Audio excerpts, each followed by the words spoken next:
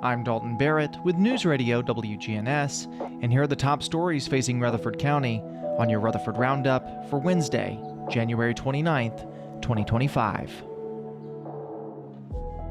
Authorities have captured 29-year-old Roy Nicholson III in Columbia, Tennessee, weeks after he failed to report for his 5-year prison sentence on January 2nd. Nicholson, convicted for a 2022 assault on Franklin police officer, evading arrest, and weapon and drug charges, was taken into custody on January 28th following a search by Franklin police. His legal troubles began on April 2022 when he struck Franklin Sergeant Dustin Stevens with his vehicle while fleeing a traffic stop on I-65. After his conviction and sentencing in late 2024, Nicholson failed to appear for incarceration, leading to January 3rd warrant for his arrest. Authorities have not disclosed why he skipped his prison report date. Records confirm his arrest occurred just 12 days after his 29th birthday on January 16th. He's now set to serve his original sentence. And a Monday evening crash on Middle Tennessee Boulevard left one man dead and a 5-year-old child critically injured. According to Murfreesboro police, a Nissan Rogue traveling westbound collided with a Mazda MZ-6 attempting to turn onto Middle Tennessee Boulevard. The impact was severe enough to send the Mazda crashing into a parked vehicle. The male driver of the Mazda was pronounced dead at the scene. Firefighters had to cut the 5-year-old from the wreckage before transporting the child and the female driver to Vanderbilt Medical Center. The child remains in critical condition, where the driver is stable. The Nissan driver was also hospitalized at Ascension St. Thomas Rutherford in stable condition.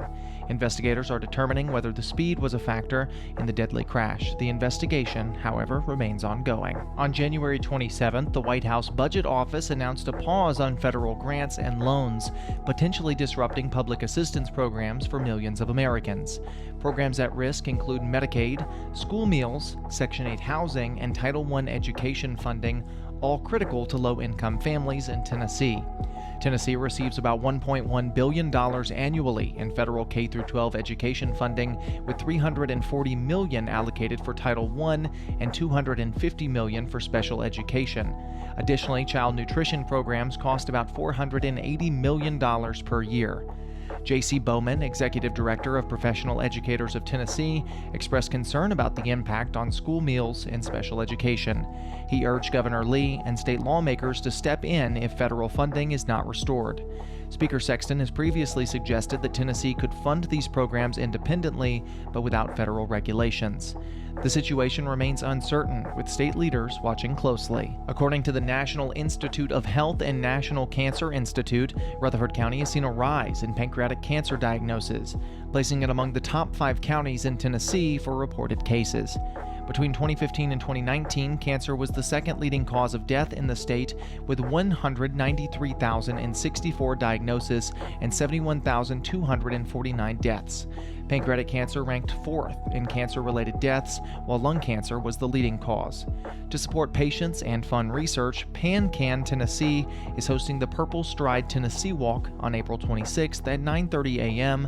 at the Nashville Fairgrounds near the Speedway. Authorities have confirmed that Christopher Lambert and Laura Lambert, aged 63 and 61 respectively, died in a January 9th house fire on Kari Drive in Murfreesboro.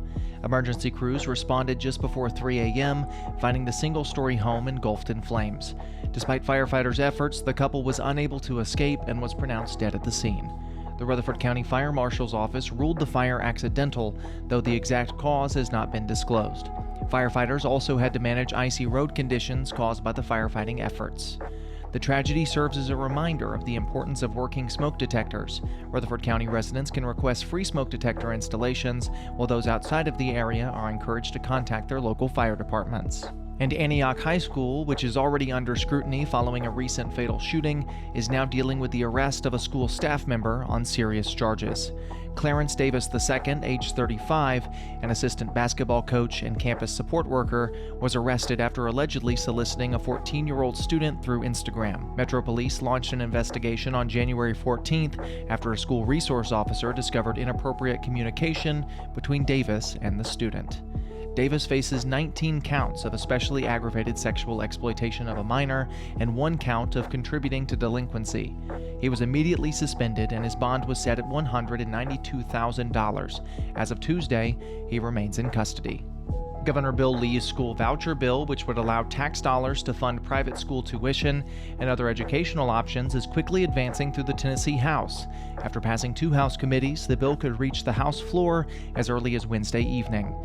Democrats strongly oppose the bill, arguing that it diverts funds from public schools. Just before the first hearing, lawmakers added an amendment requiring a sample of voucher recipients to take the standardized tests, like the TCAP, for performance comparisons. The amendment also outlines how sports betting revenue will be distributed to public schools, prioritizing at-risk districts and those recovering from disasters. During the House Education Committee hearing, Republicans cut off further questioning from Democrats, leading Representative Gloria Johnson to call the move authoritarianism. Meanwhile, Republicans insist the bill does not take money from public schools, stating that the funding comes from the general fund, not Tennessee's school funding formula. The bill passed the House Education, Government Operations, and Financial Committees along primary lines, bringing it closer to full House approval. A 70-year-old Warren County man faces charges after fabricating an armed robbery story that initially prompted a public safety warning. Billy Wayne Foltz Sr. told deputies that he was robbed at gunpoint after stopping to help a woman with car trouble near Yeager and Short Mountain Roads. According to his report, a male suspect pressed a gun into his back, stole his cash, and fled in an old green Ford truck. However, after investigating the claim, detectives determined that the story was entirely false.